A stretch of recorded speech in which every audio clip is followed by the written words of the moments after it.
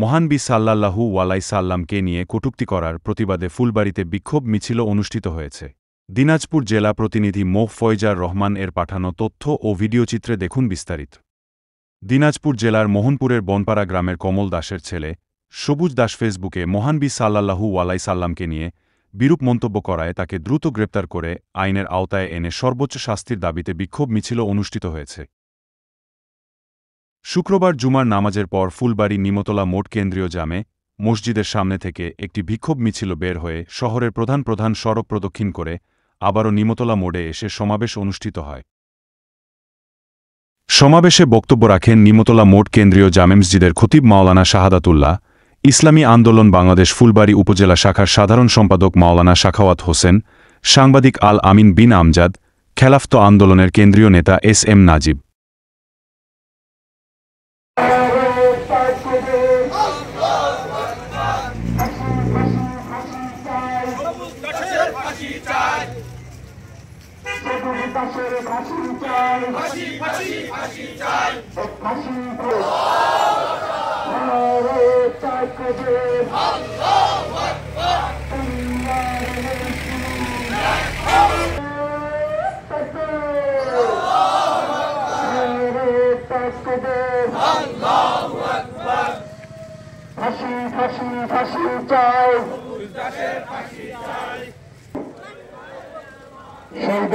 মুসলমান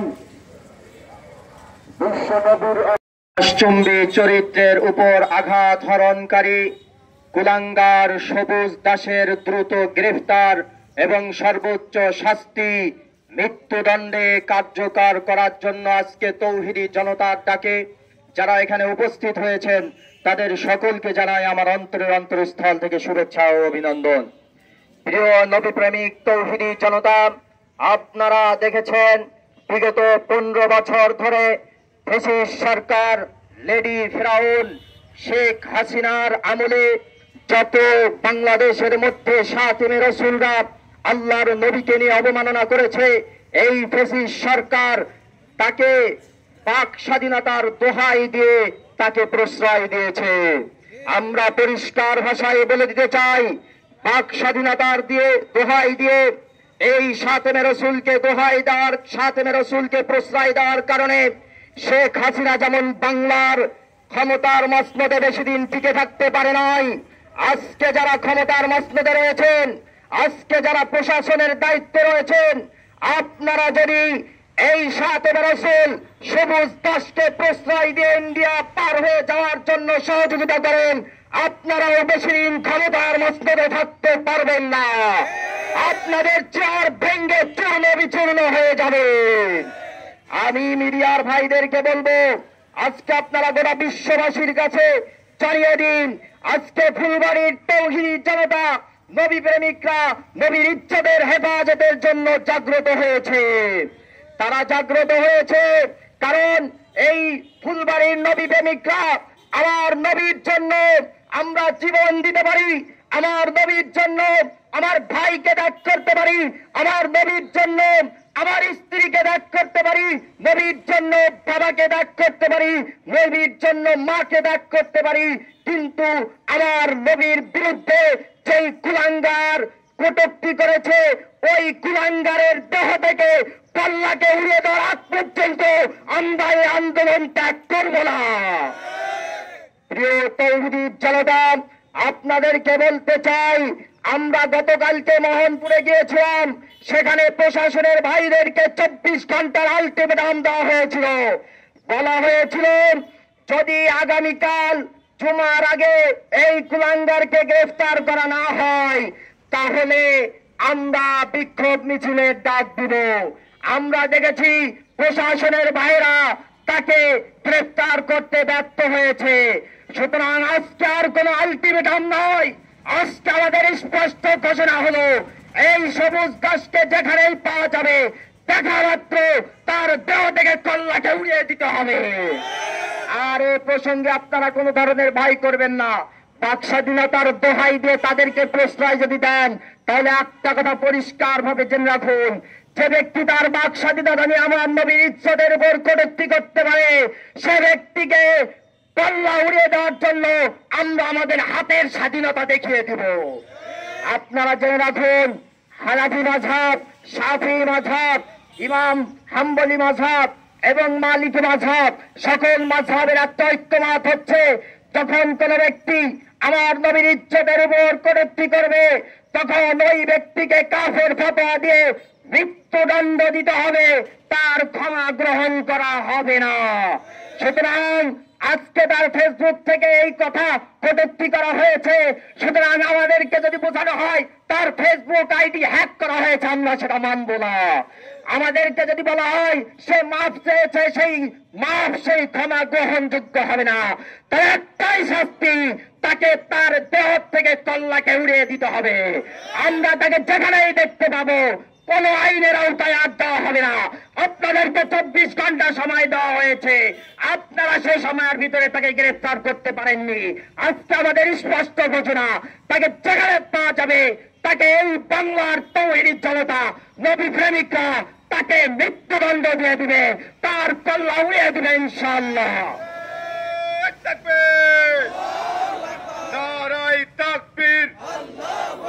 বিশ্বনবীর অপমান, শহীদ নারে মুসলমান, নারে তাকবীর।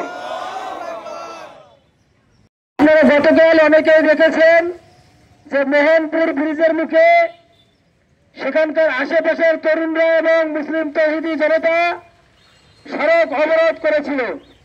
আমরা খবর পাওয়ার পরে সেখানে পৌঁছাই, গিয়ে জানতে পারি বনপাড়া গ্রামের কমল দাসের ছেলে সবুজ দাস, সে ঢাকায় গার্মেন্টসে চাকরি করে।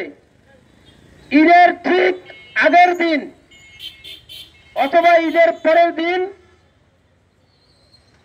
সে ফেসবুকে মহানবী সাল্লাল্লাহু আলাইহি সাল্লামকে নিয়ে কটূক্তি করে কমেন্ট করে। সেই এলাকারই এক ছেলের ফেসবুকে এই কমেন্ট দেখে ওই এলাকার যুবকরা তাকে শনাক্ত করে যে তার বাড়ি দিনাজপুরের বনপাড়া গ্রামে। তখন ওই এলাকার যুবকরা রাতেই কমেন্টটি যখন সবাই দেখে ফেলে, তখন ওই এলাকার যুবকরা তার বাড়ি ঘেরাও করে। সেখানে হরিবাসর চলছিল,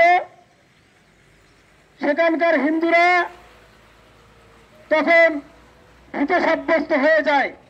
এমন তো অবস্থায় সেখানকার মুরব্বীরা এবং মেম্বার, ওই এলাকার মেম্বার জনগণকে শান্ত করে এবং প্রশাসনকে খবর দেয়। প্রশাসনকে খবর দেওয়ার 2.5 থেকে 3 ঘন্টা পর পুলিশ ঘটনাস্থলে পৌঁছায়। পৌঁছানোর পরে যখন সে কমেন্টটি দেখে, আমি একটু স্পষ্ট করে বলতে চাই, সে কমেন্টে লিখেছে, তোদের নবী তো লুচ্চা ছিল, 53 বছর বয়সে 9 বছরী আয়েশাকে বিয়ে করেছে, তোদের নবী তো লুচ্চা ছিল, তোদের নবী কেমন নবী? এই ধরনের একটা কমেন্ট সেই বনপাড়ার এক ছেলের ফেসবুকে সে নাউজুবিল্লাহ সে এই কমেন্টটি করার পরে এই কমেন্টটি যখন সবাই দেখে, আপনারা ব্যানারে দেখতে পাচ্ছেন, এই সেই সবুজ দাস যে মহানবীকে নিয়ে কটূক্তি করেছে। তখন সেখানে পুলিশ পৌঁছায়। পুলিশ পৌঁছানোর পরে ওই এলাকার লোকজনকে শান্ত করে। এক পর্যায়ে লোকজন বলে যে তাকে আপনারা গ্রেফতার করেন, সে এই এলাকাতেই আছে। পুলিশ তাকে গ্রেফতার না করে উল্টো ওই এলাকার লোকজনকে বলে আপনারা তাকে খুঁজে নিয়ে আসেন, কোথায় আছে। তখন জনগণ ক্ষিপ্ত হয়ে যায় এবং বলে আমরা যদি তাকে খুঁজে বের করি, তাকে আমরা সরাসরি ঘটনাস্থলে হত্যা করবো, এই দায়ভার আপনাদেরকে নিতে হবে। তখন ওই এলাকার মুরব্বীরা এবং ওলামা একরাম, স্থানীয় যারা প্রতিনিধি রয়েছেন, তারা এলাকাবাসীকে শান্ত করেন এবং রাতের মধ্যে এই সবুজ দাসকে গ্রেফতার করার জন্য আলটিমেটাম দেন। কিন্তু ফলাফল কি হলো? পুলিশ দাদা বাবুদের ভয়ে ওই হিন্দুকে যদি গ্রেফতার করে, যদি দাদা বাবুরা প্রশাসনের উপরে চাপ দেয়, সেই ভয়ে কিন্তু সবুজ দাসকে গ্রেফতার করলো না। আমরা ঘটনা জেনেছি, বনপাড়া থেকে ওলামা একরামের 5 জনের একটি দল থানায় রাত 2টা পর্যন্ত বসেছিল। থানা অভিযোগ গ্রহণ করেনি। থানা বলেছে যে তদন্ত করব, তারপর অভিযোগ নিব। আমার প্রশ্ন হলো, ফেসবুকে সরাসরি সবুজ দাসের আইডি থেকে নবীর নামে উলট পালট কমেন্ট করে লেখা হয়েছে। এটা আর প্রমাণ করার কি আছে আমি জানতে চাই, এখানে তদন্ত করার কি আছে জানতে চাই। আপনারা ফেসবুকে দেখেছেন তার সরাসরি কমেন্টই স্ক্রিনশট দিয়ে আমাদের যুবকরা ফেসবুকে ছড়িয়ে দিয়েছে। এরপরে যদি পুলিশ প্রশাসন বলে যে এটা তদন্ত করতে হবে, তাহলে আমি মনে করি পুলিশ প্রশাসনের গাফলাতি রয়েছে। তার এই প্রেক্ষিতে পরের দিন সকাল 11টায় মোহনপুরের বন্তরা বীর্যে হাজার হাজার যুবক একত্রিত হয়ে সড়ক অবরোধ করে। সড়ক অবরোধের 2 ঘন্টার মাথায় জেলা প্রশাসক মহোদয়, অতিরিক্ত জেলা প্রশাসক এবং সদর থানার ওসি মতিউর রহমানকে ঘটনাস্থলে পাঠিয়ে দেন। ঘটনাস্থলে যখন পরিস্থিতি নিয়ন্ত্রণের বাইরে এসে দেখে বিক্ষুব্ধ জনতা সবুজ দাসের বাড়িতে আগুন লাগিয়ে দেওয়ার জন্য উদ্বুদ্ধ হয়ে গেছে, এই মুহূর্তে তারা পরিস্থিতি সামাল দিতে আমাদেরকে থুতু দিয়ে চেরা ভেজানোর মতো সান্ত্বনা দেয়, বলে যে আমরা তাকে গ্রেফতার করব, আমাদের যত প্রযুক্তি আছে সব প্রযুক্তি ব্যবহার করে তাকে গ্রেফতার করার চেষ্টা করছি। এক পর্যায়ে জেলা প্রশাসক মহোদয়, অতিরিক্ত জেলা প্রশাসক মহোদয় বললেন যে আমাদের সন্দেহ হচ্ছে সে মনে হয় ইন্ডিয়াতে পালিয়ে গেছে, এজন্য তাকে ধরা যাচ্ছে না। আমি এর 1 ঘন্টা আগে বিজিবির সিএসআর এর সঙ্গে কথা বলেছি এবং হোয়াটসঅ্যাপে তার ছবি দিয়েছি।